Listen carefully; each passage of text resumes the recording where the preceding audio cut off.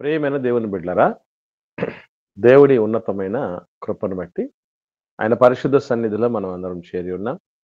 ఇటు అమూల్యమైన భాగ్యమును ధారాళంగా ఉచితంగా మనకు ప్రసాదించిన మనందరి ఆత్మల కనతనైన దేవునికి క్రీస్తు ద్వారా కృతజ్ఞతాస్తుతి స్తోత్రాలు చెల్లిస్తూ మీకందరికి కూడా ప్రభువైన యేసు క్రీస్తు నామములో శుభాలు, వందనాలు నేను తెలియజేస్తూ ఉంటున్నాను.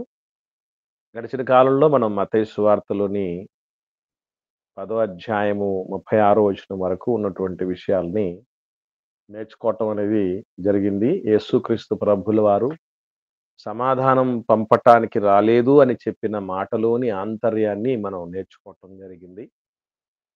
ఒకవైపేమో యేసుక్రీస్తు ప్రభుల వారిని ఉద్దేశించి ప్రవచనాలు గాని, అలాగే క్రొత్త నిబంధనలో దేవదూతలు గాని, అపొస్తలులు గాని ఆయన సమాధానమై ఉన్నాడు, సమాధానకర్తయగు అధిపతి అయి ఉన్నాడని తెలియపరచటం ఒకవైపు ఉంది.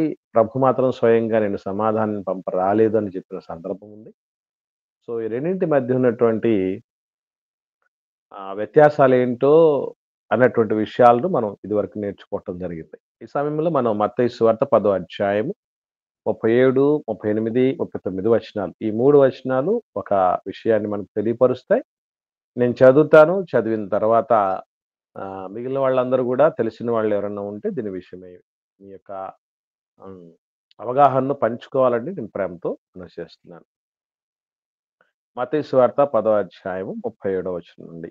తండ్రినైనను, తల్లినైనను నాకంటే ఎక్కువగా ప్రేమించువాడు నాకు పాత్రుడు కాడు. కుమారునైనను, కుమార్తెనైనను నాకంటే ఎక్కువగా ప్రేమించువాడు నాకు పాత్రుడు కాడు. తన సిలువను ఎత్తుకొని నన్ను వెంబడింపనివాడు నాకు పాత్రుడు కాడు. తన ప్రాణము దక్కించుకున్నవాడు దానిని పోగొట్టుకొనును గాని, నా నిమిత్తము తన ప్రాణం పోగొట్టుకున్నవాడు దానిని దక్కించుకొనును. ఇవి యేసుక్రీస్తు ప్రభువుల వారు చెప్తున్నటువంటి ఈ మాటలో ఆంతర్యం. ఇవన్నీ నిజంగా ఒక చక్కని, అద్భుతమైన, శ్రేష్టమైన, యోగ్యత కలిగిన, దేవుడు అంగీకరించి ఆశీర్వదించగలిగినటువంటి విశ్వాసులకు ఉండవలసిన లక్షణాల గురించి ప్రభువు చెప్తున్నటువంటి విషయం. ఇకపోతే యేసుక్రీస్తు ప్రభువుల వారు తనను ఇతరులు ఏ ఒక్కరికంటే ఎక్కువగా తననే ఎందుకు ప్రేమించమని చెప్పాల్సి వచ్చింది. ఇకపోతే ఇందులో కొన్ని కొన్ని సందర్భాల్లో అక్కడ కొన్ని మాటలు ఎట్లా ఉంటాయంటే,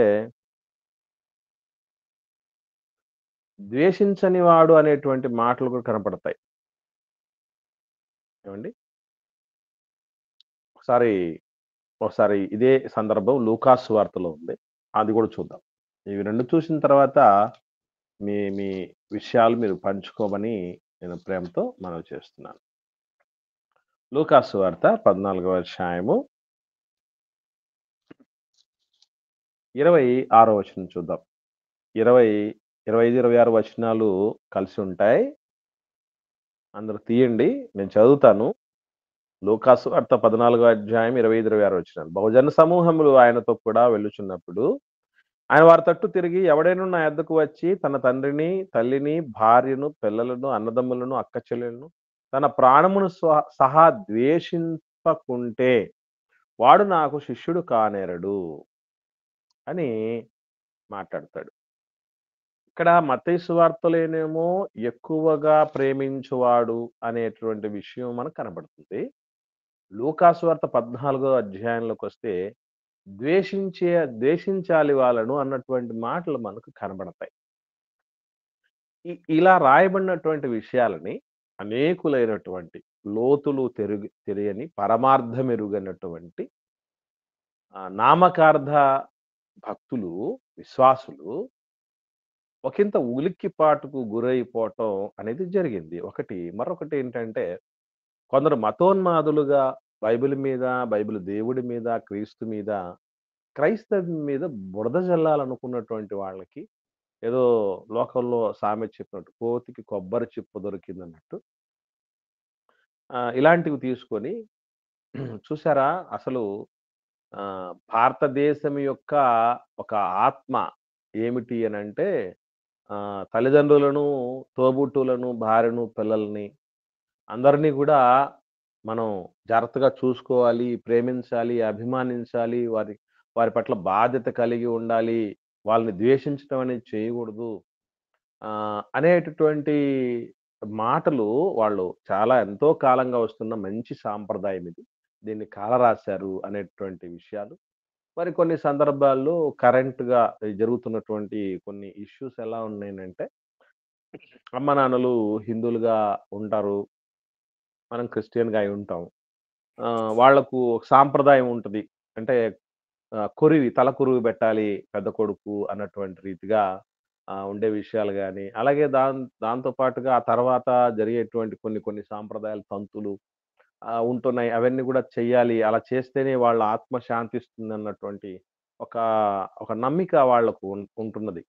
మేము క్రిస్టియన్ అయిన తర్వాత ఇలాంటివన్నీ చేయకూడదు అనేటువంటి రీతిగా చెప్తే, చూసారా ఎంత పాత కులం వాళ్ళు ఎంత దుర్మార్గుడో వాళ్ళని ఎన్నుకున్నటువంటి దేవుడు అసలు ఇటువంటి దేవుడు ఎక్కడన్నా ఉంటాడా? అమ్మానాన్నలని ప్రశాంతంగా, మనశ్శాంతిగా వాళ్ళ ఆత్మశాంతి అయ్యే విధంగా గూడా చేయనినటువంటి పరిస్థితిలో ఉంటున్నారు చూసారా? ఇట్లాంటి దేవుడు మనకవసరమా? పాషాండ మతం ఇది అన్నటువంటి రీతిగా మాట్లాడేవాళ్ళు గూడా చాలా మందున్నారు. మరి ఆహ్, ఇటువంటి మాటలు వ్రాయటం వెనక ప్రభువు ఉల్లేఖించటం వెనక, చెప్పటం వెనక ఉన్నటువంటి కారణాలేమై ఉంటాయి? దీన్ని మనం ఎలా అర్థం జేసుకోవాలి? ఇవన్నీ గూడా మనం ఆలోచించాల్సినటువంటి ఆవశ్యకత ఉంది. ఎవరైనా తెలిసిన వాళ్ళుంటే దీని విషయమై దయచేసి పంచుకోండి త్వరగా.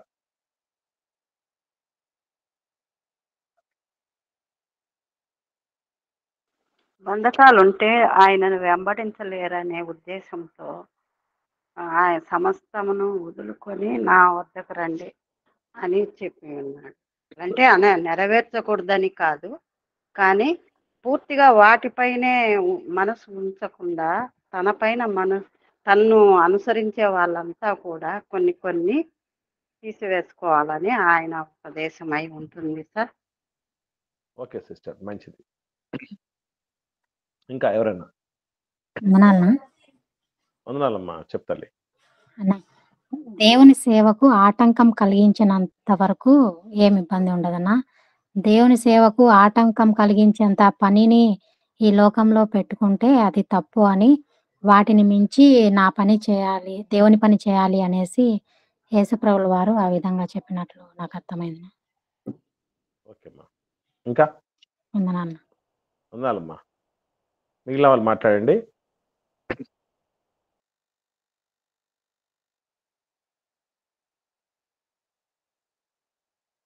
రైట్. ఇంకెవరు లేరండి?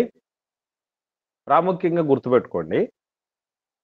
ప్రభువుల వారు ఇలా మాట్లాడటం వెనక అసలు వాస్తవంగా ఒకటి గుర్తుపెట్టుకోవాల్సిన విషయం ఏంటంటే, అసలు ఆయన గురించి ఒక మాటుంది బైబిల్‌లో. ఆయన ఆయన వ్యక్తి ప్రభువుల వారి గురించే చెప్తున్నటువంటి ఒక అద్భుతమైనటువంటి విషయం ఏంటంటే, ఒకసారి మనకు లూకాసు సువార్తలో యేసుక్రీస్తు ప్రభువుల వారికి సంబంధించి ఒక మాట రాయబడింది. అదేమిటి అనంటే, లూకాసు సువార్త 2వ అధ్యాయంలో 34వ వచనం చూడండి. 34వ వచనం ఒకటి చదవండి. యేసు ప్రభు గురించి అక్కడ రాయబడినటువంటి సమయమును వారిని దీవించి, ఇదిగో అనేక హృదయాలోచనలు బయలుపడునట్లు ఇశ్రాయేలీయుల్లో అనేకులు పడుటకును తిరిగి లేచుటకును వివాదాస్పదమైన గుర్తుగా ఈయన నియమింపబడి ఉన్నాడు. యేసు ప్రభుల వారి గురించి సుమయోను అనేటటువంటి ఒక నీతిమంతుడు, భక్తిపరుడు, పరిశుద్ధాత్మ అతని మీద ఉన్నటువంటి వ్యక్తి చెప్తున్నటువంటి మాటలివి. యేసు ప్రభు గురించి ఏమని చెప్పబడిందంటే, అనేక హృదయాలోచనలు బయలుపడునట్లు ఇశ్రాయేలులో అనేకులు పడుటకును తిరిగి లేచుటకును వివాదాస్పదమైన గురుతుగా ఈయన నియమింపబడి ఉన్నాడు. అంటే యేసుక్రీస్తు ప్రభుల వారే వివాదాస్పదమైన ఒక గురుతు. ఇప్పుడు అందరి గురించి చాలా మంది గురించి చెప్తూ ఉంటారా? Talk of the town, talk of the city అని అంటారే. యేసుక్రీస్తు ప్రభుల వారు ఏంటంటే talk of the world, talk of the universe. విశ్వవ్యాపితంగా వివాదాస్పదమైనటువంటి గురుతు యేసుక్రీస్తు ప్రభుల వారు. మరి ఆయనే వివాదాస్పదం గురైతే ఆయన నోట నుండి వచ్చిన మాటలు ఇదిగో ఇలాగే అనిపిస్తాయి. అయితే ఒక్కసారి ఆయన మాటలలోని లోతులను, ఆంతర్యాలను అర్థం చేసుకుంటే నిజంగా ఎంత ప్రాక్టికల్‌గా యేసుప్రభుల వారు చెప్పారు అన్నటువంటి విషయం మనకు అర్థమవుతుంది. ఆయన ఎంతటోడంటే గుర్తుపెట్టుకోండి, ప్రభుల వారి గురించి, మన ప్రభు గురించి తెలుసుకోవాల్సిన ఒక అరుదైనటువంటి, అద్వితీయమైనటువంటి ఒక రికార్డ్ ఏంటంటే, ఒకసారి చూద్దాం. యోహాను సువార్త. యోహాను సువార్త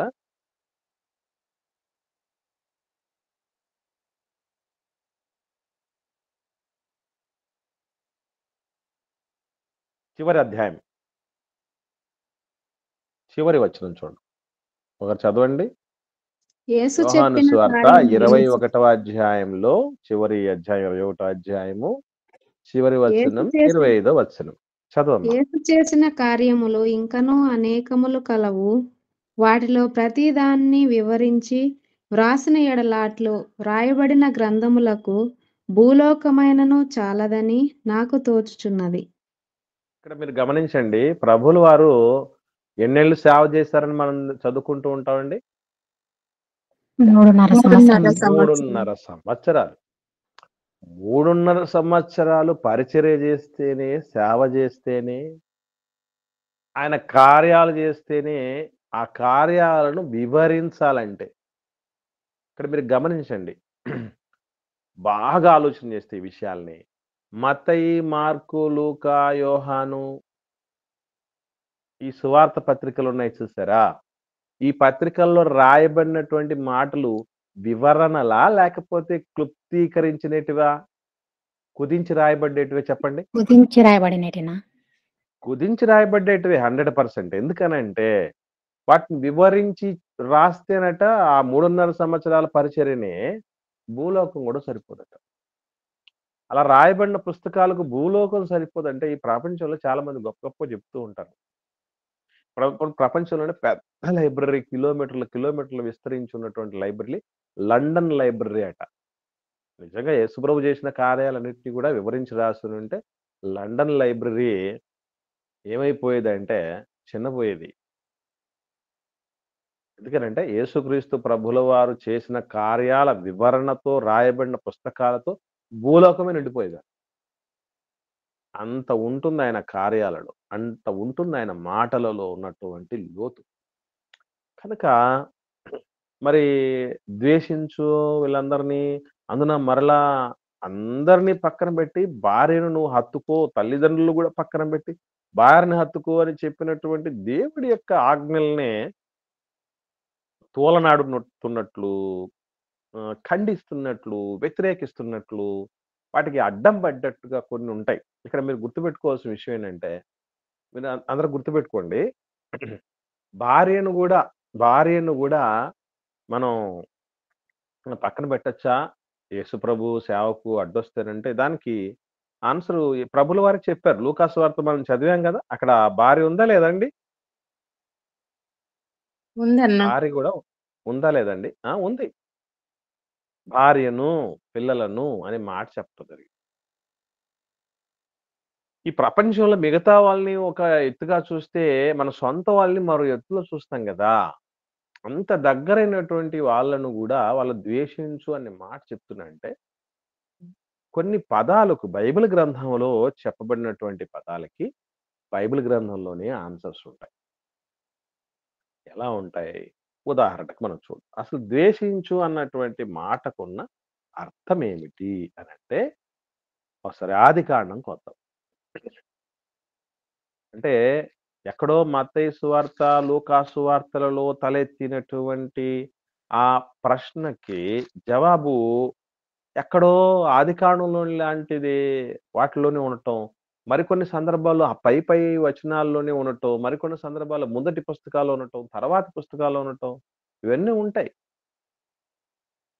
అంత సులభం కాదండి. దేవుడి మాటలే ఆపోసాన పట్టడం అంటే అందులో ఉన్నటువంటి ఆహ్, ఆ దాగి ఉన్నటువంటి శక్తిని వెలికి తీయటం, సారాన్ని తీయటం అంటే అంత సులభమైన విషయం కాదు.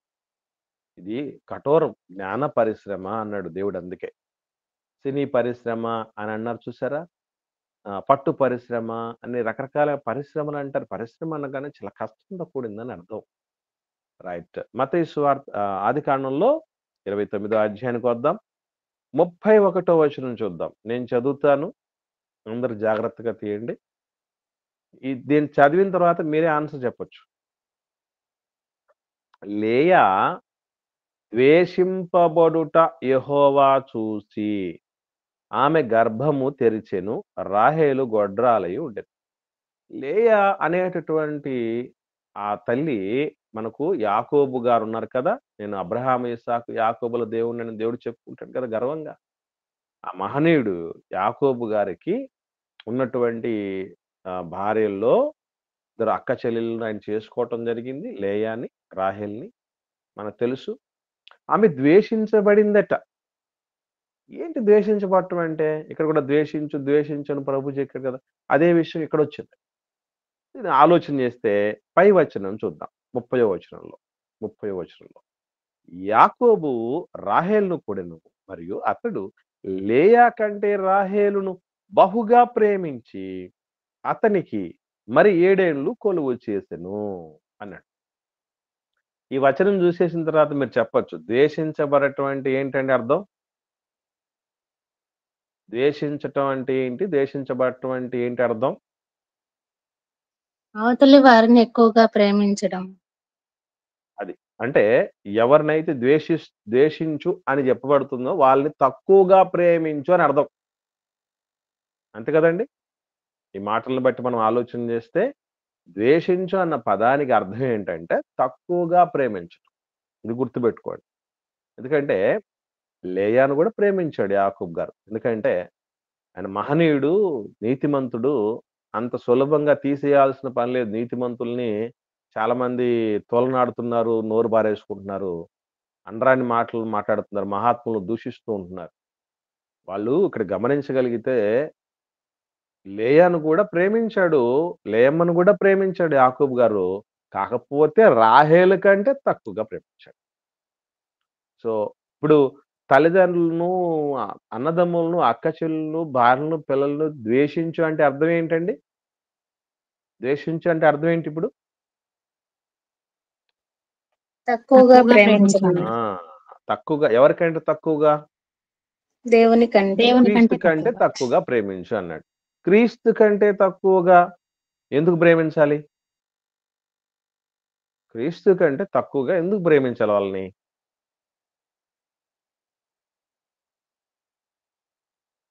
చెప్పండి. మీరు అందరిలో లోపాలుంటాయి. కానీ దేవుడిలో లోపాలు లేవు కాబట్టి ఆయన్ని ఎక్కువగా ఓకే. Very good sister. మంచిది. ఇప్పుడు ఆ లోపాలు లేకపోతే మనకేంటి లాభం? లోపాలు లేకపోతే మనకేంటి లాభం అసలు? నాలో లోపం లేదనుకోండి నాకు లాభం. మీలో లోపం లేకపోతే మీకు లాభం. నాకు లోపం లేకపోతే మీకేంటి లాభం? మీకు లోపం లేకపోతే నాకేంటి లాభం?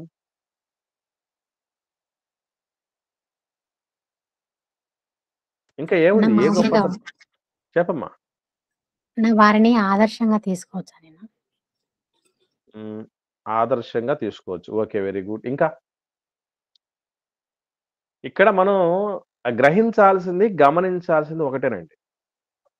ప్రభువుతో పోల్చినప్పుడు వాళ్ళు తక్కువగానే ఎందుకు ప్రేమించాలంటే, ఎక్కువగా ప్రభువుని వాళ్ళకంటే ఎక్కువగా ఎందుకు ప్రేమించాలంటే, వాటికి స్పష్టమైన కారణాలున్నాయి. అది మనం ఎప్పుడు మర్చిపోకూడదు. ఇక్కడ వాక్యం వింటున్న వాళ్ళలో సేవకులు ఎవరు లేరా వాక్యం చెప్పేవాళ్ళు?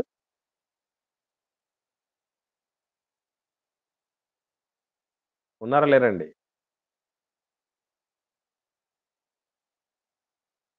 ఏమ్మా ఎవరు లేరా? ఉండారన్నా?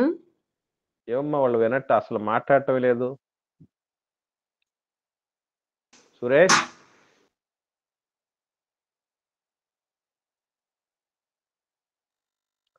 రైట్. జర్నీలో బాబు సార్ ఉండాలంటన్నా చేసన్నా సునీత బయటికి హాస్పిటల్ పోయినా. Okay right. ఇక్కడ గమనించండి, ఎందుకు ప్రభువును అంత ఎక్కువగా ప్రేమించాలి? ఇటు సొంత వాళ్ళ కంటే అమ్మ నాన్నల కంటే గొప్పడా ప్రభు? అయితే ఏంటి ఆ గొప్ప అన్నటువంటి విషయాన్ని మనం ఎస్పెషల్ ఆలోచన చేస్తే, యేసు ప్రభు లేకపోతే కలిగి ఉన్నది ఏదియో ఆయన లేకుండా కలగలేదట. అంటే ఈరోజు మనకు అమ్మా నాన్నలు కలిగి ఉన్నారు, భార్య పిల్లలు కలిగి ఉన్నారు, బంధుమిత్రులు కలిగి ఉన్నారు, ప్రాణం కలిగి ఉంది. అంతా ఆయన వలనే కలిగింది. ఇదే అంశాన్ని ఈ అంశం మీద ప్రభుతో వీళ్ళని కంపేర్ చేసినప్పుడు, పోల్చినప్పుడు వాళ్ళు ఎందుకు కొరగా? నంబర్ 1. రెండవది, అసలు మనం ఎలాంటోళ్ళం అని తెలిసిన తర్వాత కూడా మనల్ని అరమరికలు లేకుండా ప్రేమించగలిగిన ఒకే ఒక సమర్థుడు ప్రభు మాత్రమే. ఒక బెస్ట్ ఎగ్జాంపుల్ మనకు తెలుసు. ఇస్కరియోతు యూదా రోజు తన డబ్బు సంచిలో పడుతున్న దాన్ని ఆయన ఏం చేస్తూ ఉండేవాడట? దొంగిలిస్తూ ఉండేవాడట. ఆ విషయం యేసుప్రభుకు తెలుసు. తెలిసినా కూడా మిగతా శిష్యులతో సమానంగానే ప్రేమించడం జరిగింది. తనను హక్కున చేర్చుకోవడం జరిగింది. తనకు అధికారం ఇవ్వటం జరిగింది. తనను అందలం ఎక్కించే పరిస్థితి తీసుకురావటం జరిగింది. ఆఖరిగా చివరి పస్కా సమయంలో కూడా మిగతా 11 మంది శిష్యుల కాళ్ళు కడిగినట్టు తన కాళ్ళు కూడా కడిగాడు. ఈ అద్వితీయమైన ప్రేమ మన వాళ్ళలో ఎక్కడ కనబడదు. మనలో సుంకరులు పాపుల ప్రేమలే కనబడతాయి. సుంకరులు పాపుల ప్రేమలు అంటే ఏంటి? ఎవరికైనా ఐడియా ఉందా? సుంకరులు పాపుల ప్రేమలు అంటే ఎలా ఉంటాయండి? నా తగ్గించుకునే ప్రేమ. సుంకరులు పాపుల ప్రేమలమ్మ తగ్గించుకునే ప్రేమ. నా సుంకరి ప్రార్థన చేస్తాడు కదా. ఆహాహా. అక్కడ అది కాదమ్మా. సుంకరి చాలా అక్కడున్న ప్రస్తావించబడిన సుంకరి చాలా ప్రత్యేకమైన సుంకరి. సుంకరులందరూ అట్టే ఉండరు నాయన. లంచం సుంకరులందరూ అలాగే తీసుకునే ఉండరు. ఏమా? లంచం తీసుకునే అతను. అదేమ్మా. అంటే సుంకరుల పాపుల ప్రేమలు అని నేను అన్నాను కదా. సుంకరుల ప్రేమలు పాపుల ప్రేమలు అంటే ఏంటి అర్థం? అంటే ఒక్కసారి 5వ అధ్యాయం మత్తయి సువార్తకు రండి. ఆల్రెడీ మనం దాన్ని ఏనైనా కపట ప్రేమలు. కపట ప్రేమ. ఇంకా మత్తయి సువార్త 5వ అధ్యాయము 46వ వచనం చూడండి. 46, 47 వచనాలు చూడండి. వెంటనే మనకు మీరు స్ట్రైక్ అవ్వాలి. ఇవన్నీ దాటుకొని వచ్చాం మనం. మీరు మిమ్మను మీరు ప్రేమించు వారినే మిమ్మును ప్రేమించిన ఎడల ప్రేమించు వారిని ప్రేమించిన ఎడల మీకేమి ఫలము కలుగును? సుంకరులను అలాగు చేయుచున్నారు కదా. సుంకరుల ప్రేమలు అంటే ఎలా ఉంటాయట? మనల్ని ప్రేమిస్తేనే ప్రేమిస్తారు. ఇప్పుడు నాదో ప్రశ్న. మనం అందరం స్పష్టంగా, సంపూర్ణంగా దేవుని ప్రేమిస్తున్నామా? ప్రభుని ప్రేమిస్తున్నామా? ప్రేమించట్లా. కానీ ఆయన మాత్రం ఎలా మనం ప్రేమిస్తున్నాడు? ఆయన శాశ్వతమైన ప్రేమతో ప్రేమిస్తున్నాడట. విడివని ఎడబాయని కృపనిచ్చి ప్రేమిస్తున్నాడట. ఆయన ప్రేమ మనలో కనబడే ప్రేమ లాంటిది కాదు. అందుకే కిందికొస్తే, మీ సహోదరులకు మాత్రమే వందనము చేసిన యెడల మీరు ఎక్కువ చేయుచున్నదేమి? అన్ని జనులు కూడా అలాగ చేయుచున్నారు కదా. ఈవెన్ మనం వందనాలు చెప్పాలన్నా కూడా మనం ఎవరికైతే వందనాలు చెప్తామో వాళ్ళు ఎవరైతే మనకు వందనాలు చెప్తారో, మనకెవరైతే దగ్గరైన వాళ్ళు అనుకుంటామో, మనకెవరైతే స్నేహితులుగా ఉన్నారనుకుంటామో, నెలవైన వాళ్ళు అనుకుంటున్నాం, కావలసిన వాళ్ళు అనుకుంటాం, వాళ్ళకి వందనాలు చెప్తాం. ఈవెన్ పక్క డినామినేషన్ వాళ్ళకి, పక్క సంఘాల వాళ్ళు కూడా మనం పట్టించుకోం కదా అసలు. అది అన్ని జనుల ప్రేమ, సుంకరుల ప్రేమ అని అంటే. కాబట్టి మన ప్రేమలు ఎలాంటివంటే, నువ్వు ఇస్తే నేను ఇస్తా, నువ్వు చూస్తే నేను చూస్తా, నువ్వు చేస్తే నేను చేస్తా, నువ్వు ఉంటే నేను ఉంటా, లేదంటే నువ్వు వద్దనుకుంటే నేను వద్దనుకుంటా. నువ్వు కాదనుకుంటే నేను కాదనుకుంటా. నువ్వు ద్వేషిస్తే నేను ద్వేషిస్తా. నువ్వు పగబడితే నేను పగబడతా. నువ్వు పళ్ళు కొరికితే నేను పళ్ళు కొరుకుతా. ఇంతే పరిస్థితి. ప్రభు ప్రేమ అలాంటిది కాదు. అసలు అందుకే గుర్తుపెట్టుకోవాల్సిన విషయం. ఎందుకు అని ఎవడైనా ఒక అన్యజనుడు అడిగినా లేదా మనకు అనిపించినా ప్రభు కంటే ఎక్కువగా ఎందుకు వాళ్ళని ప్రేమించకూడదన్నప్పుడు దానికి అర్హతలున్నాయి ప్రభువుకి. ఆయనకు యోగ్యత ఉంది. ఇంకా ఇకపోతే మనం చేసిన ఏ పాపమైనా అమ్మ గాని, నాన్న గాని, భార్య గాని, పిల్లలు గాని, బంధువులు గాని, మిత్రులు గాని, ఈవెన్ మనము గాని, మన తెలివితేటలు గాని, మన సంపద గాని ఏది తీసేయలేదు. ఆయన ప్రాణం మాత్రమే మనల్ని పవిత్రులుగా చేయగలదు. అలా పాపము తీసేయగలిగిన శక్తి, పరిశుద్ధులుగా మార్చగలిగిన శక్తి ఒక్క ప్రభువుకు మాత్రమే ఉంది. అందుకే ఆయన్ని అలా ప్రేమించాలి. ఆఖరిది మనల్నెవ్వరు పరలోకానికి తీసుకెళ్ళలేరు. మనల్నెవ్వరు సమాధి నుండి లేపలేరు. సదాకాలం సంతోషంగా పరలోకంలో చేర్చలేరు ఎవరు. ఒక్క యేసు ప్రభు తప్ప. కనుక అందుకే ప్రభువు చెప్పిన మాటేంటి? నాకంటే ఎక్కువగా ఎవరిని ప్రేమించొద్దు అని చెప్పి. ఒక్కసారి మీకు అర్థమైనటువంటి విషయాలు ఈ పాయింట్లన్నీ ఒక్కరు రిపీట్ చేసి చెప్పండి. ఎందుకు యేసు ప్రభువుని ఎందుకు ప్రేమించాలి మనం మిగతా వాళ్ళ కంటే, సొంతోళ్ళ కంటే? ఏ కారణాలున్నాయి? నోట్ ఆయన చేసుకున్నారా లేదా? పరిశుద్ధుడు, కలిగి ఉన్నది నీతిమంతుడు. ఆయన లేకుండా ఏది కలగలేదు కనుక ఆయనే సమస్తానికి ఆధారం గనుక ఆయననే ప్రేమించాలన్నా. ఇంకమ్మా నేను చాలా పాయింట్లు చెప్పానమ్మా. మీరు అందుకే మర్చిపోతారని మీరు రిపీట్ చేయండి అని చెప్పింది. ఇవి మన ఫస్ట్ పాపములను రాసుకోవాలి. ఆయన యేసు పాపంలో రక్తంలో మన పాపములను కడిగినందుకున్న ఆయన మార్గం ద్వారా ఓకే, మనం రైట్. పరలోకానికి పోతాం కాబట్టి. వెరీ గుడ్ అమ్మా. ఇంకా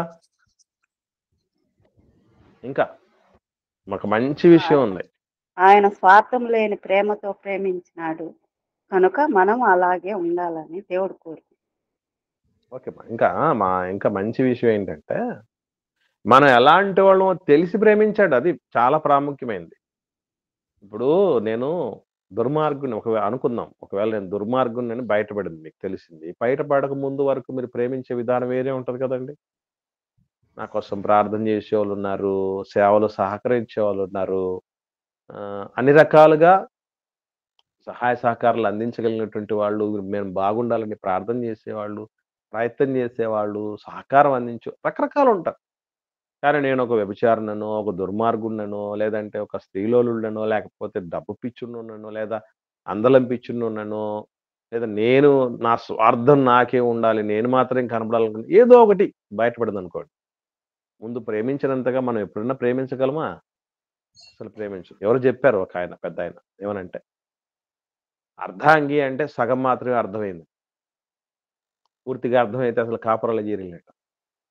పూర్తిగా పలానోళ్ళు పలానని తెలిస్తే అసలు మనం ప్రేమించలేమటండి. అమ్మో! ఇంత దుర్మార్గుడా? ఇంత దుర్మార్గురాలా? ఇంత దుర్మార్గంగా ప్రవర్తించిందా? అయ్యో! ఇలాంటిదా? అలాంటోడా? నేనేమో అనుకున్నానని అప్పటినుంచి ఒక ద్వేషం, ఒక దూరం పెట్టటం ఇవన్నీ మనకు మొదలవుతాయి. ప్రభు ఏ రోజు ఆ పని చేయలేదు. అది మనకు సాధ్యం కానిది. ప్రభువుకి సాధ్యమే అది. అందుకే ఇలాంటి గొప్ప అద్భుతమైన గుణాలు మన ప్రభువులో ఉన్నాయి గనుక, ప్రభువు కంటే ఎక్కువగా ఎవ్వరిని కూడా మనం చూడకూడదు. ఎందుకు చూడకూడదని ప్రభువు చెప్పాడంటే, ఎప్పుడైనా దేవుని సేవలో ఎవరో ఎక్కడో ఉన్న శత్రువులు కాదు మనకు అడ్డపడేది.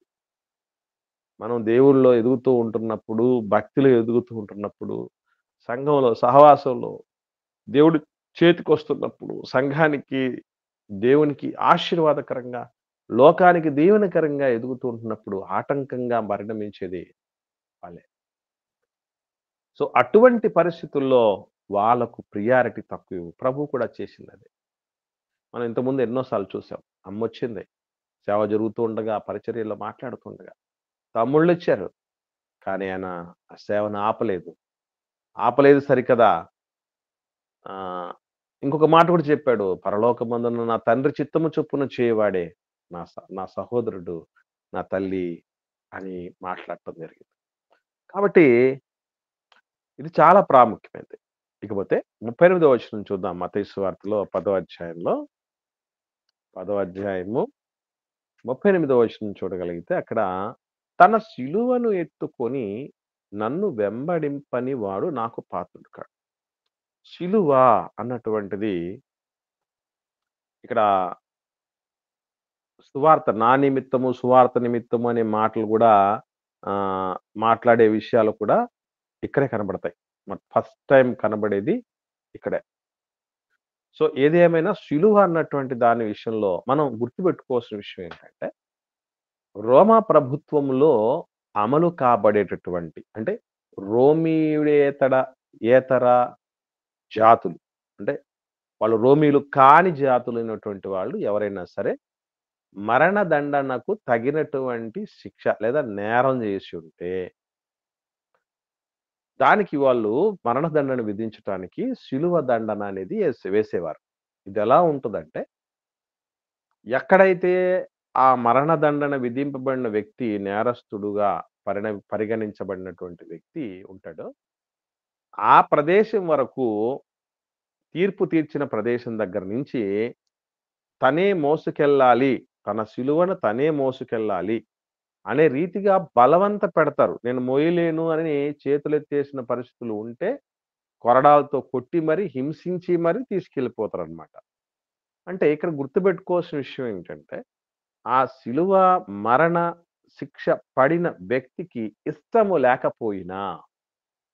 ఇష్టం అనేది లేకపోయినా కూడా బలవంతంగా గమ్యానికి తీసుకెళ్ళాలి, సిలువేయబడే స్థలానికి తీసుకెళ్ళాలి అనేటువంటి పరిస్థితి రోమా ప్రభుత్వంలో ఉండేది. మరి దైవ ప్రభుత్వంలో, క్రీస్తు ప్రభుత్వంలో ఉన్నదేంటంటే, మనం ఎవరి బలవంతాన సిలువ మోయకూడదు. అంటే సిలువ అన్నటువంటి పదానికి 3 ప్రధానమైనటువంటి అర్థాలొస్తాయి. 1 శ్రమ, 2 అవమానం, ఆఖరిగా ప్రాణం పోవటం అంటే మరణం. శ్రమలన్నీ సిలువకు సంకేతాలు. అంటే ప్రభువులో మీలో ఎవడైనా సరే దొంగగా గాని, దోచుకొనువాడుగా గాని, పరుల జోలికి పోవాడుగా గాని, నరహత్య చేయవాడిగా గాని బాధను అనుభవించతగదు అంటాడు పేతురు గారు. ఇది చాలా క్లారిటీగా ఉంటుంది. పేతురు గారు రాసిన మొదటి పత్రిక 4వ అధ్యాయం 15, 16 వచనాల్లో ఉంటాయి ఈ విషయాలు.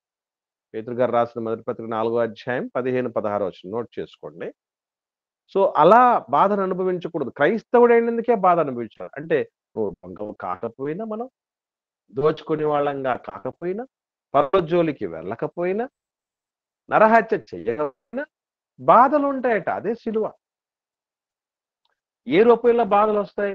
ఇదిగో ఆటంకంగా మారేటటువంటి వాళ్ళుగా ఎప్పుడైతే మనం చీకటిలో నుంచి వెలుగులోనికి వస్తామో, వెలుగుకు చీకటికి పొత్తు కుదరదు. కత్తులు దూసుకుంటారు తప్ప పొత్తులు కుదరవు అక్కడ.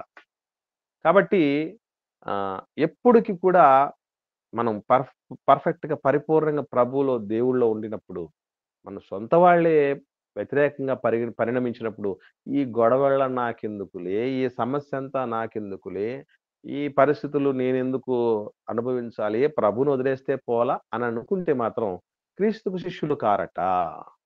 క్రీస్తుకు శిష్యురాళ్ళు కారట. ఇది ఎప్పటి వరకు ఉంటది అంటే, గుర్తుపెట్టుకోవాల్సినటువంటి విషయం ఏంటంటే, లూకాసు వార్త చూద్దాం. మంచి మాట. 9వ అధ్యాయం ఒకటి చదవండి, 3వ వచనం.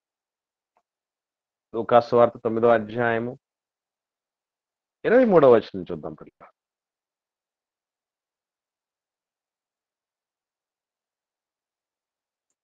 మరియు ఆయన అందరితో ఇట్లా, నేను ఎవడైనను నన్ను వెంబడింప కోరిన ఎడల తన్ను తాను ఉపేక్షించుకొని ప్రతి దినము తన సిలువను ఎత్తుకొని నన్ను వెంబడింపవలెను. దీంట్లో మాకేమర్థమైందండి ఈ మాటలో? ఎన్ని రోజులటండి ఈ బాధలు ఎంతవరకు ఉంటాయంట, ఈ అవమానాలు ఎంతవరకు ఉంటాయట? ఈ మాటలోనే ఉంది ఆన్సరు. ఎన్ని రోజుల వరకు ఉంటుంది ఇది? ప్రతి దినం ఉంటది. అంటే ఈ రోజు రిలీఫ్ ఉంటుంది, ఈ రోజు ఉండదు. ఈరోజు హాలిడే ఉంటుంది, ఇంకొక రోజు హాలిడే కాకుండా ఉండే పరిస్థితులు, ఏ బ్రేకులు ఏముండవు. లాస్ట్ బ్రేకు, లాస్ట్ బ్రీత్, అంటే చివరి శ్వాస విడిచేంత వరకు ప్రతి దినం ఇలాంటి ఒడిదుడుకుల్ని మనం ఎదుర్కొని పోవాలి అని ప్రభు చెప్పడం జరిగింది. కాబట్టి ఏదో చెప్తారే, ఒక్కరోజు చచ్చిపోయేవాడి కోసం ఏడుస్తారట ఎవరైనా, రోజు చచ్చిపోయేవాడి కోసం ఎవరు ఏడుస్తాడు? అట్లాగా ఒక్కరోజు బాధలు ఉంటే మనం ఏదో ఒకటి, ఏదో చింతపడ్డా, ఏదన్నా బాధపడ్డా అనుకుంటారు. రోజు ఉండే బాధలు అవి. అంటే ఏం చేయాలన్నమాట, మనం వాటిని లైట్ తీసుకోవాలి. ప్రభు ఏం చేశాడు? మధ్యలో సిలువ వదిలేసి పోలే, మనకు తెలుసు కదా. గొల్గొతా కొండ వరకు తీసుకొని వెళ్ళటం జరిగింది. ఇంకా మిగతా వాళ్ళకంటే దారుణాతి దారుణమైనటువంటి రీతిగా ఆయన్ని నీరసింప చేసి, చిత్రవద చేసి కూడా ప్రభువు వదిలిపెట్టి పోలేదు. ఆయన పలాయనం చిత్తగించలేదు. ఆయన గొలగొతా కొండ వరకు తీసుకెళ్ళాడు. అలాగే మనం కూడా మన ఈ ఆటంకాలు, ఈ అవమానాలు, ఈ శ్రమలు అనేటువంటి వేదనల సిలువను ఏం చేయాలి అంటే, చాలా మంది చెక్క సిలువను మోస్తూ ఉన్నారు, సిలువ యాగం అనేటువంటి రీతిగా. ఆ కొరడాలు అంతా ఫేక్, అది డూప్లికేట్ కొరడా, డూప్లికేట్ సిలువ, డూప్లికేట్ రక్తం. ఇవన్నీ చూసినప్పుడు లోకం ఏమనుకుంటుందంటే, యేసుప్రభు కూడా ఇట్లాగే యాక్షన్ చేశారేమో అనుకుంటుంది. మరి ఇవన్నీ నిజం అనుకోవాలని ఒక ఆయన డైరెక్ట్ గా సిలువే మేకులు యేసుప్రభుకి ఎట్లయితే మేకు కొట్టి అట్లా కూడా కొట్టించుకున్నాడు. ఇలా చేయమని కాదు.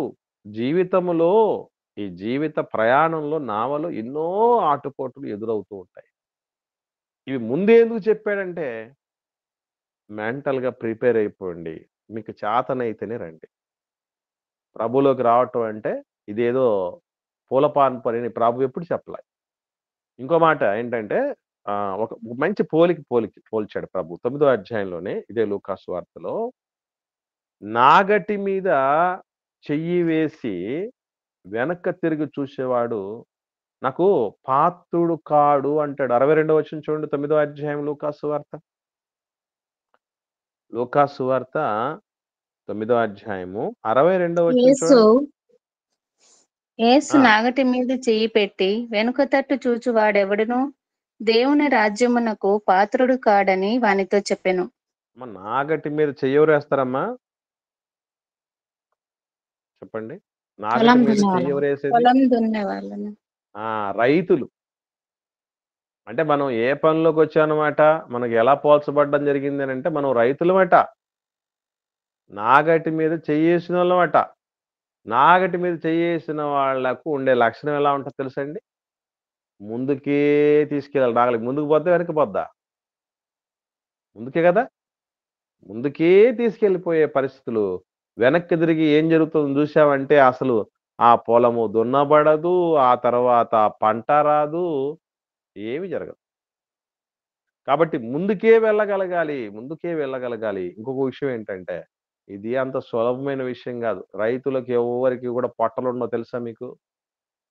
నాగలితో దున్నేటటువంటి, పొలం దున్నే పని చెమటోడ్చేటటువంటి వాళ్ళకి అసలు వీళ్ళు ఎంత బాగుంటారంటే, చాలా అంత ఆరోగ్యకరంగా ఉంటారు, పర్ఫెక్ట్‌గా ఉంటారు. కారణం ఏంటంటే, ఆ కష్టం అలాంటిది. క్రిస్టియానిటీలో ఈ కష్టం ఎలాంటిదంటే, నాగటి మీద చెయ్యి వేసినంత కష్టం లాంటిది. ఏదో చిన్నదానికో, అయిన దానికో, కాని దానికో మనం వద్దనుకొని వదిలేసుకొని పోయేటువంటి పరిస్థితి ఉంటే కుదరదిక్కడ. మంత్రసాని పని అనేది ఒప్పుకున్న తర్వాతట, బిడ్డొచ్చినా, గడ్డొచ్చినా చేయబట్టాలట. మంత్రసాని పని కంటే కష్టమైంది, సవాలుకరమైంది, ఇబ్బందికరమైంది క్రిస్టియానిటీ అంటే. మీకు ఏమైనా ఒకవేళ తెలియకొచ్చారేమో ఎవరన్నా వచ్చినటువంటి వాళ్ళు. తెలుసుకుంటున్నాం మనం ఇప్పుడు, సంతోషం. ఆ ఏటికి ఎదురీదేటటువంటి పరిస్థితి మీకు ఇంతకుముందు చెప్పాను లేదు, పులస పేరున్నారా? పులస చేప విన్నారా ఎవరన్నా? విన్నాంనా. పులస చేపకున్నటువంటి ప్రత్యేకత ఏంటంటే, అన్ని చేపలు ఏటి ఆ ప్రవాహంతో పాటు కొట్టుకుపోతూ ఉంటే, ఇది ఏటికి ఎదురీదుతున్నట్టు. ఏటికి ఎదురీదుతున్నటువంటి ఆ లక్షణాన్ని బట్టి దానిలో ప్రత్యేకమైనటువంటి మాంసం తయారవుద్దంట బాడీలో. అందుకే దానికి రేట్ ఎక్కువ. కాబట్టి ఎదురీదాలి, ఎదురెళ్ళాలి, శ్రమలకు ఎదురెళ్ళాలి. పౌలు గారు అంటారు, నా కోసం మృగాలు కాచుకొని ఉన్నాయి ఎఫెసులో, ఎదురెళ్తున్నా, తోడేళ్ల మధ్యకి పంపిస్తున్నాను అన్నాడే. ప్రభు కూడా అలాగే పోయాడే. కాబట్టి ఎవరికి కూడా ఇక్కడ మనకు ఏ రకమైనటువంటిది ఈ లోక సంబంధంగా ఆశించి రాకూడదు. మనకేదో కిరీటాలు పెట్టేస్తారనే ఆలోచన పొరపాటున కూడా చేయకూడదు పిల్లలు. ఏ ఎక్స్‌పెక్టేషన్స్ కూడా ఈ భూమి మీద ఎవరి మీద పెట్టుకొని మనం ఉండకూడదు. మన నిరీక్షణ మన దేవుడే. మన ఆధారం మన దేవుడే. ఆయనే మనల్ని చూసుకుంటాడు అన్నటువంటి రీతిగా ఉండాలి. దేవుడైతే ఒక మాట చెప్పాడు, అద్భుతమైనటువంటి విషయం. ఈ మాట చూసుకొని మనం ముగించుకుందాం. ప్రకటన గ్రంథం 2వ అధ్యాయము 20వ వచనం చూద్దాం. 20వ వచనం. అయినను నీ మీద తప్పు ఒకటి నేను మోపవలసి ఉన్నది. ఏమనగా పదో తాను వచనం. 20 ప్రవక్తిని వచ్చింది కదమ్మా. 10వ వచనం చూడమ్మా. 10. ఇదిగో మీరు శోధింపబడినట్లు అపవాది మీలో కొందరిని చెరలో వేయింపబోచున్నాడు. 10 దినములు శ్రమ కలుగును. మరణము వరకు నమ్మకముగా ఉండుము. నేను నీకు జీవ కిరీటం ఇచ్చేదను. దేవుడు చెప్పినటువంటి మాటలు చాలా విచిత్రంగా ఉంటాయి. ఇప్పుడు 10 రోజులు శ్రమ కలిగితే 10 రోజుల వరకు నమ్మకం ఉంటే సరిపోద్ది కదా! మరణం వరకు నమ్మకంగా ఉండని ఎందుకు అంటున్నాడు? ఎవరైనా? ఆ ప్రశ్న అర్థమైందా? 10 రోజులు శ్రమ కలుగుతుందని చెప్పి మరణం వరకు నమ్మకంగా ఉండన్నాడు ప్రభువు. 10 రోజుల శ్రమకి 10 రోజుల వరకు నమ్మకంగా ఉంటే సరిపోద్ది కదా! మరణం వరకు నమ్మకంగా ఉండి ఎందుకన్నాడు? 10 రోజులు సంపూర్ణ సంధ్య సార్. అంటే వెరీ గుడ్ సిస్టర్. ఆ 10 రోజులు అనగానే ఇప్పుడు 10 కాలాల పాటు చల్లగా ఉండు అంటారు. విన్నారా ఈ మాట? 10 కాలాల పాటు చల్లగా ఉండు అంటారు. అంటే దాని అర్థం ఏంటంటే మరణం దాకా అని అర్థం. 10 రోజులు అనగానే నలుగురితో పాటు 10 మంది ఏమనుకుంటారు అంటారు. 10 మంది ఉండేది లోకంలో. కాబట్టి అందరూ అని, అంతా అని, జీవితకాలం అంతా అని. అందుకే 10 రోజులు నీకు శ్రమ కలుగుతుందని తర్వాతకొస్తే మరణం వరకు నమ్మకంగా ఉండు అంటాడు. కనుక మనకు తప్పనిసరిగా ఈ శ్రమలనేవి వస్తాయని ప్రభు ప్రారంభం నుండి సిద్ధపరిచాడు. ఎందుకు ఆయననే ఎక్కువ ప్రేమించాలన్నటువంటి స్పష్టత కూడా మనకిచ్చాడు. మన ముందున్నటువంటి పరుగు పందెంలో ఓపికగా పరిగెత్తాల్సినటువంటి ఆవశ్యకత మనకుంది. అంత మాత్రమే కాదు, అలా పరిగెత్తటానికి అలాగే ఈ శ్రమలను, ఈ అవమానాలను, ఈ మరణ వేదనల వరకు కూడా మనల్ని నడిపించి ఆఖరిగా మన జీవితంలో ఉన్న ముళ్ళ కిరీటాన్ని తొలగించి జీవ కిరీటాన్ని అనుగ్రహించేటటువంటి పరిస్థితి కూడా మనకు దేవుడు ప్రసాదించి నడిపిస్తాడు. మనల్ని నడిపించే దేవుడు, నట్టేట ముంచే దేవుడు గాదు మనల్ని నమ్ముకున్నాం. కాబట్టి దయచేసి వాస్తవాలను ఎరగండి ప్రియులారా. ఇప్పటిదాకా ఎవరి మీద నుంచైనా ఏదేదో మనకు జరిగిపోద్ది అనని నమ్మకం కలిగి ఉంటే వాటిని వదిలేసుకోండి. అది ఏమాత్రం మనకు మంచిది కాదు. ఆఖరికి మన దేహం గూడా మనకి ఇబ్బందులు కలిగించేటటువంటి రోజొస్తుంది. అందుకే తన ప్రాణం సహా అని గూడా ఎందుకన్నాడంటే అందుకే. అందరూ అనుకుంటూ ఉంటారు. ఎవరైతే ఏముందిలే ఎవరు పోయినా నా దేహం నాకుంది గదా! నా శరీరం నాకుంది. నా అవయవాలు నాకు సహకరిస్తున్నాయని. కానీ అవి గూడా మొరాయించే రోజు, అడ్డు తిరిగే రోజు, అసలు మన కోసం ఏమాత్రం ఆలోచించని రోజు, నిశ్చేష్టంగా ఉండే రోజు, నీకు నాకు సంబంధమే లేదనే రోజు గూడా వస్తుంది ప్రియులారా. కాబట్టి వాస్తవాన్ని గ్రహిద్దాం. ఇది ప్రభువు ఇతరుల కంటే తనను ఎందుకు ఎక్కువగా ప్రేమించమన్నాడు అన్నటువంటి విషయం. సిలువను తను ఎత్తుకొని రావాలంటే ఇష్టపూర్వకంగా తీసుకురావాలి. రోమా ప్రభుత్వం ఎలాగైతే కఠినంగా, బలవంతంగా మోయిస్తుందో అలా కాదు. రోమా ప్రభుత్వంలా కాదు. సంతోషంగా, ఇష్టపూర్వకంగానే సమర్పణకు సిద్ధమవ్వాలి. ఈరోజు తెలిసి కుటుంబం కోసం ఒక ఇంట్లో ఉన్న ఆడకూతురు బలైపోతది చూసారా? అలా కరిగిపోతూ. కుటుంబాన్ని వెలిగించటానికి ఇష్టపూర్వకంగా సిద్ధపడుతుంది. ఎవరు ఆవిడని ఫోర్స్ చేయరు. మనం గూడా దేవుడి సేవలో అలాగ ఉండాలి. అందుకే ఎవరిని బలవంత పెట్టడం దేవుడి తత్వం కాదు. సంఘం కూడా అలా ఉండకూడదు. ఏమున్నా సత్యం చెప్పాలి. వాస్తవం తెలియపరచాలి. ఇలా ఉంటే మంచిదని సూచించాలి. తర్వాత నిర్ణయం వారికి వదిలేయాలి. మీరు కూడా ఎవరిని బలవంత పెట్టకండి. మీరు ఆన్‌లైన్‌కి రావాల్సిందే అని గాని, మీరు చర్చికి రావాల్సిందని చెప్పండి. విషయం చెప్పండి. No problem. వాస్తవం తెలియపరచండి. పరమార్థం తెలియపరచండి. దేవుడంతటి మహనీయుడే మంచిని, చెడును, జీవాన్ని, మరణాన్ని ముందు పెట్టి నువ్వే చేసుకో అన్నాడు. మనం ఏ పార్టీ వాళ్ళమండి అసలు? కాబట్టి బలవంతంగా వచ్చేటువంటి వాళ్ళు ఎంతకాలం ఉంటారసల? వాళ్ళకి తెలియాలి. విలువ తెలిసి మసలుకోవాలి. అటు సిలువ విలువ, ప్రభువు విలువ, సేవ విలువ. మనం ఎరిగి మసలుకోవాల్సిన ఆవశ్యకత మనందరి మీద ఉంది. దేవుడు అట్టి స్థైర్యాన్ని, ధైర్యాన్ని మనకు ప్రసాదించి, తన ఉన్నతమైన సేవలో మనల్ని వాడుకొని, మనకు ఉన్నత గతిని, సద్గతిని ప్రసాదించును గాక. ఆమేన్.